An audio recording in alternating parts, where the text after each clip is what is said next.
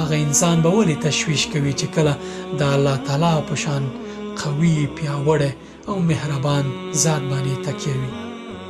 هغه ذات چې تر مور 4 چنده مهربان دی، هغه ذات چې د دې دنیا د ټولو امکاناتو واکې په لاس کې دی، د دنیا ټولې خزانې په واک کې دي، ستا نفس او ستا هر څه په امکان کې دي، نو بیا ولې تشویش لري ای زما مسلمان وروره؟ رسول الله صلی الله علیه وسلم او ابو بکر صدیق رضی الله عنه چې کله په غار کې وو او دښمنانو په لټل، نو ابو بکر صدیق په تشویش. رسول الله صلی الله علیه وسلم ورته وایي ما ظنک باثنین الله ثالثهما. ستا د هغه 2 کسانو په اړه څه فکر دی چې دریم ملاتړی الله پاک وي، الله پاک ورسره وي؟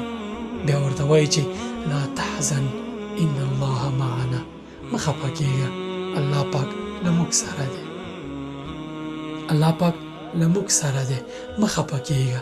په هر کار باندې ډاډه ورځه، یوازې پر الله تعالی توکل کوه، چې کله ته په هغه توکل وکړې ټول امکانات ستا په ګټه څرخوي.